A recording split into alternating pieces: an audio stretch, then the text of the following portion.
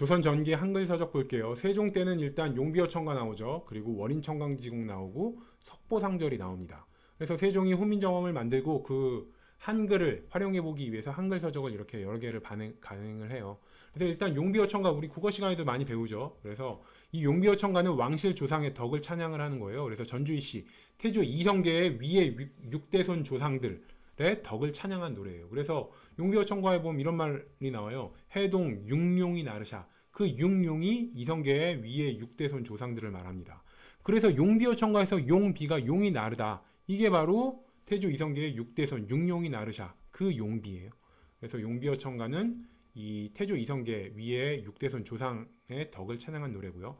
월인청강지곡은 부처의 덕을 기리는 노래예요. 그래서 월인은 달과 같은 사람, 그래서 석가모니를 뜻하고요. 천강은 천개의 강이에요. 그래서 월인, 달과 같은 사람이 천개의 강을 비친다. 이런 얘기예요. 그래서 이 달은 한 개잖아요. 근데 달이 한 개지만 천개의 강을 비추듯이 부처님도 한 명이나 여기저기 온 세상을 다 비춘다. 이런 의미를 담고 있어요. 그러니까 월인청강지곡이 월인, 석가모니가 천개의 강, 여기저기를 다 비추는 그런 노래다. 그래서 부처의 덕을 기리는 노래다. 이렇게 생각하시면 되고요. 석보상절은 말 그대로 석이 석가모니예요. 보는 족보. 석가모니의 족보를 상은 상세히. 석가모니의 족보를 상세히. 절은 요약하다라는 뜻이에요. 그래서 상세히 요약하다. 석가모니의 족보를 상세히 절약하다. 이런 뜻이에요. 직역을 하면. 그래서 석가모니의 일대기와 설법을 담아서 편찬한 책이 석보상절입니다. 세조 때는 간경도감이라고 불경을 번역하고 간행하던 기관이에요. 이 간경도감을 설치하고 월인석보 등의 불경을 언해합니다. 그래서 여기 보시면은 월인청강지곡과 석보상절은 세종 때 만들었다고 그랬죠. 누가 만들었냐? 수양대군이 간행을 했어요. 그리고 이 수양대군이 단종을 죽이고 왕이 된 게 세조잖아요. 그래서 이 수양대군이 세조가 되고 난 다음에는 자기가 세종 때 간행했던 월인청강지곡과 석보상절의 앞에 두 글자씩을 따서 월인 석보라는 책을 간행한 게 바로 세조 때다. 세종 때 수양대군은 이 월인청강지곡과 석보상절을 간행을 했고 수양대군이 왕이 되고 난 다음엔 자기가 세종 때 간행했던 두 책의 앞머리 글자 두 글자씩을 따서 월인석보를 간행한다. 이렇게 생각하시면 되고요. 세조 때 간경도감이 설치됐다. 이걸 외우기 위해서는 제가 세조는 굉장히 간경한 인물이다. 굉장히 강경한 인물이다. 이렇게 외우라고 말씀을 드렸어요. 그래서 강경한 인물에서 간경도감을 설치했구나. 이렇게 외우시면 되고요. 조선시대에 강경했던 두 명의 왕은 태종과 세조예요. 둘 다 태종은 배다른 동생 죽이고 왕이 됐고 세조는 조카 죽이고 왕이 됐잖아요. 굉장히 강경한 인물들이죠. 근데 태종은 그래도 친혈육은 안 죽여요. 친형이 반란 일으켜도 살려주거든요. 근데 세조는 자기 친동생이 단종편을 드니까 안평대군을 그냥 죽여버려요. 그래서 강경함에 있어서는 태종과 세조가 강경한데 그 중에서도 한 명만 강경한 사람을 찾아라.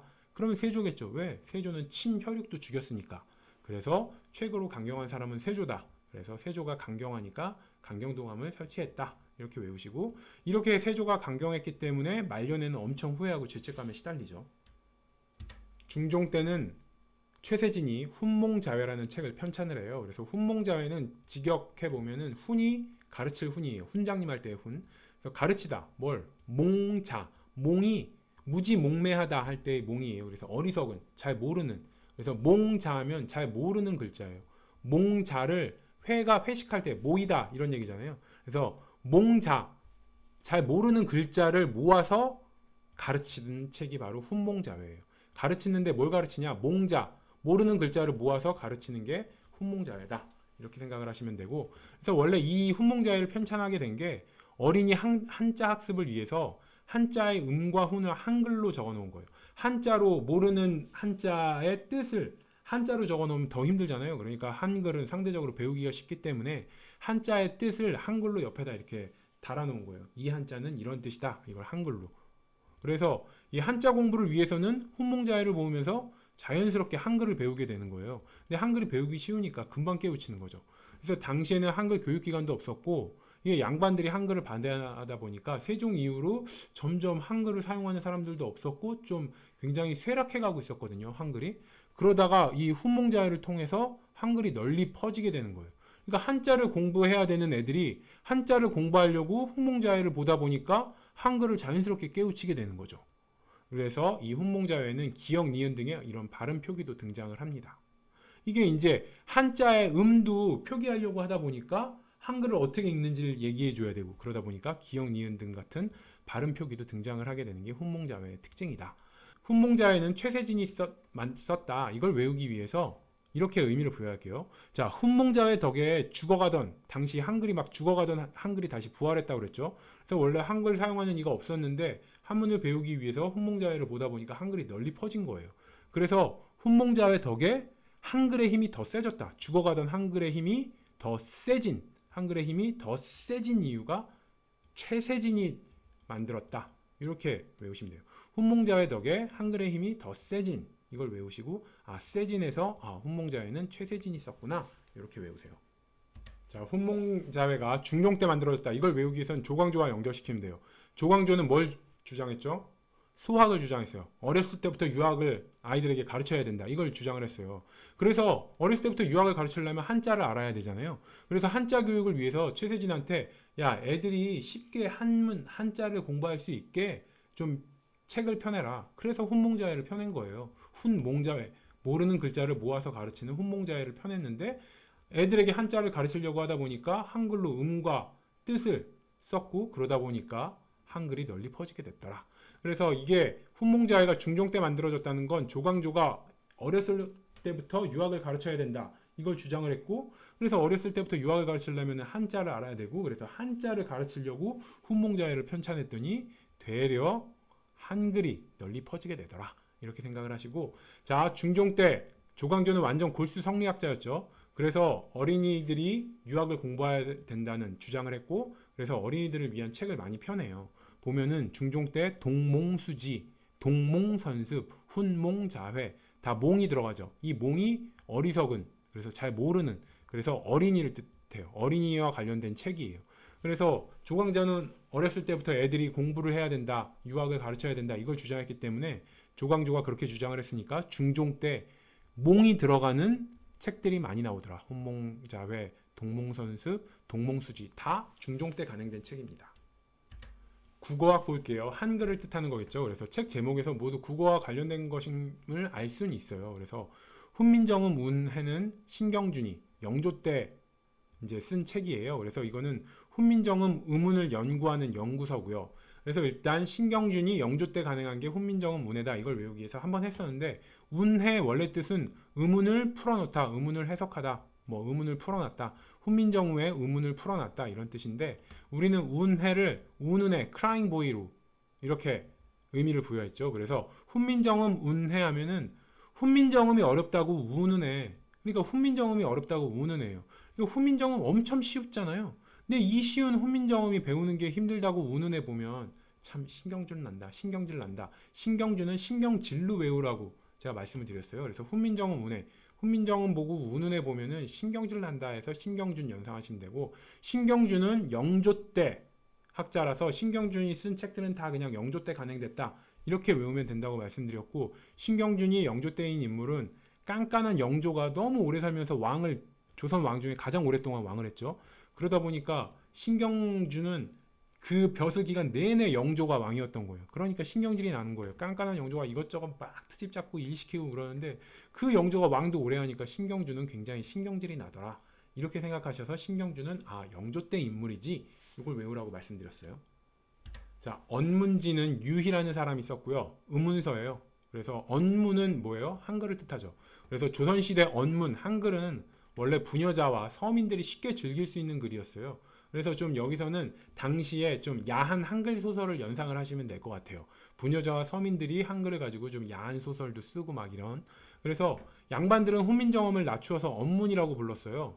그래서 이제 언문하면 한글을 뜻하는 거고요. 그럼 언문지 하면 지를 잡지라고 생각하셔서 한글 잡지. 그래서 한글 잡지에서 야한 한글 소설이 담겨 있는 한글 잡지, 이렇게 생각하셔서 유희와 연관이 되는 거죠. 언문지 하면은 한글 잡지란 뜻이고, 한글 잡지에서 야한 한글 소설 생각하셔서 유희와 연관을 시키셔서 언문지는 유희라는 사람이 있었다, 이렇게 외우시고, 저희 역사서 중에 표제음주 동국사략이라고 있었어요. 음주, 술 마시고 동국사략을 비판했다.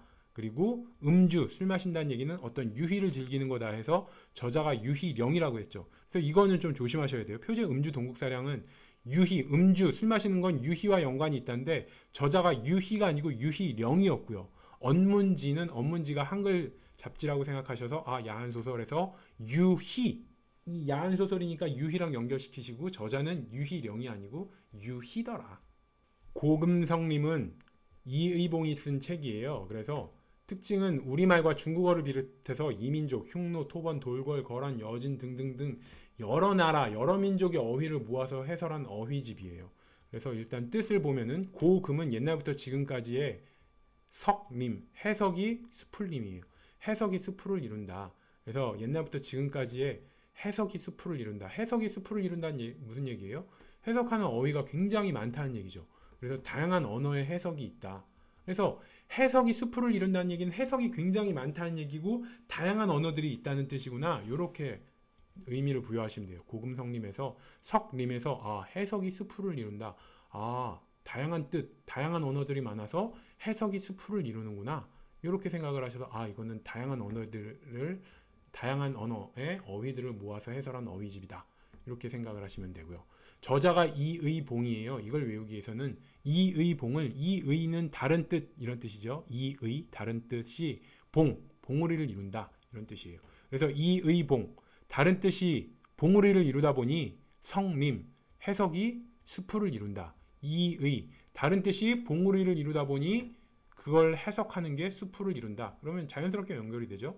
이의봉 이의가 봉우리를 이루니 해석하는 건 수풀을 이룬다. 그래서 이의봉의 해석이 수풀을 이룬다. 이의봉 성림 하면 이의봉이 고금성림을 썼구나. 이렇게 외우시면 돼요. 아언각비는 정약용이 순조 때 쓴 어원 연구서예요. 그래서 제가 그 대동수경 아방강역고 할 때는 아방 우리나라, 아언 우리 언어 이렇게 말씀을 드렸는데 정확하게 한자로 말하면 아언은 우리말이 아니고 평상시에 사용하는 말이란 뜻이에요. 아언이.